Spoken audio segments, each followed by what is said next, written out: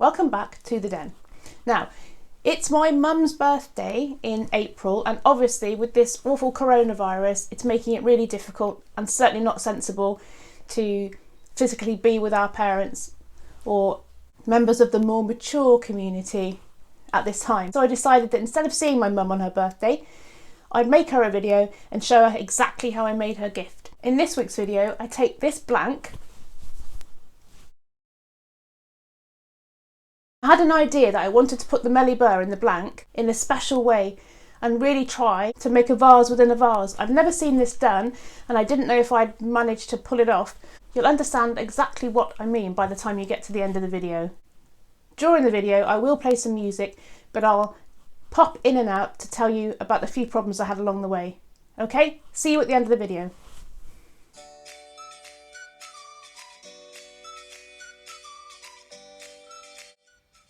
So I made the mould, but I had to pour the resin in 3 separate pours.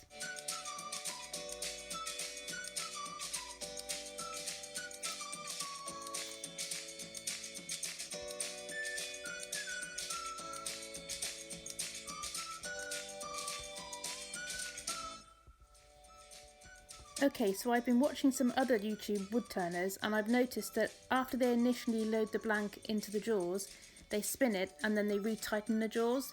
So I thought this was probably good working practice.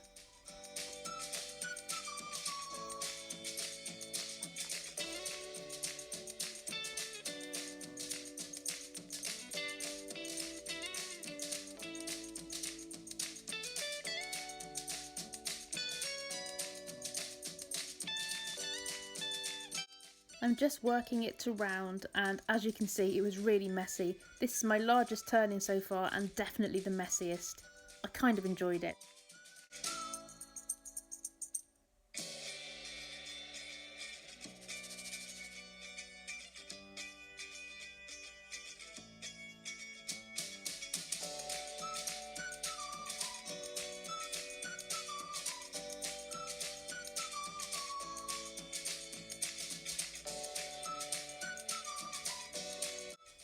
As you can probably tell from these shots, I may have enjoyed it a little bit too much.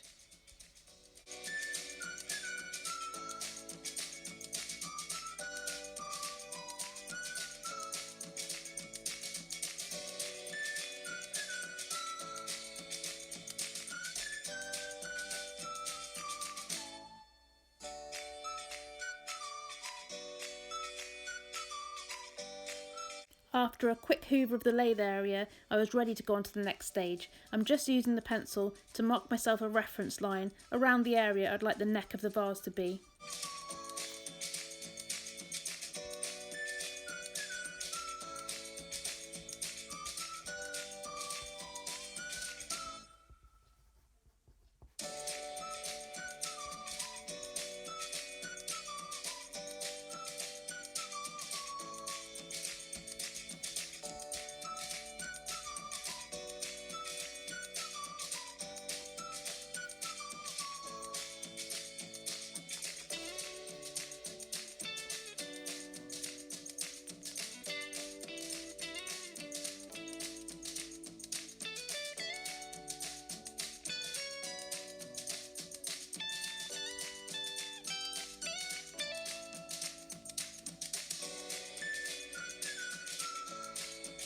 There we go, a vase within a vase.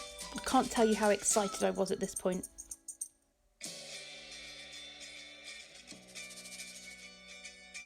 The negative rake cutter on my EasyWood tool is fantastic. It got rid of all the tiny bits of chip out that I was left with and really smoothed the surface off. Really saved on sanding. Now it's about to get scary. I was struggling to make the shape of the bottom of the vase and I had a bright idea. I thought I'd use my pointy tool, I think it's called a detailer, to make myself some room at the bottom. But all I did was use the edge of the tool and caught it and caused a huge chip out. I thought it was game over. But luckily I just went over and over it very gently with my round cutter and then my negative rake round cutter, and I managed to salvage the job.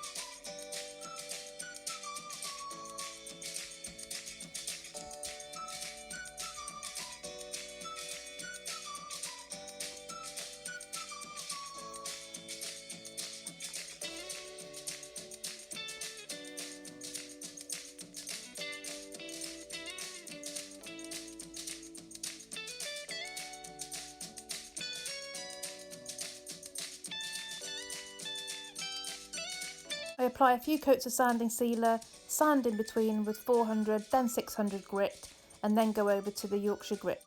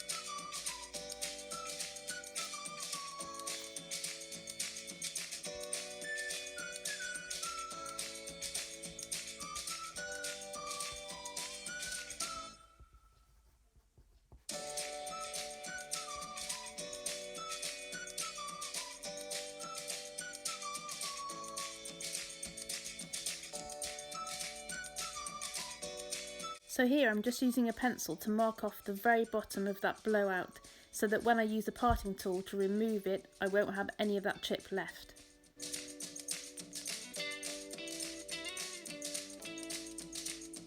If you've seen any of my latest videos, you'll see how much I struggle with my original parting tool.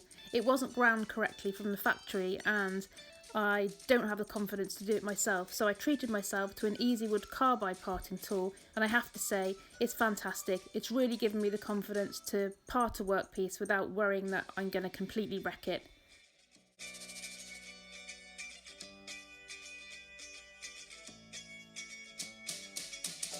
I'm still a little bit hesitant to go all the way through with the parting tool, so I'm still using the Japanese pull saw to take it off the lathe. I hope to improve on this because it will save me a lot of work sanding the bottom.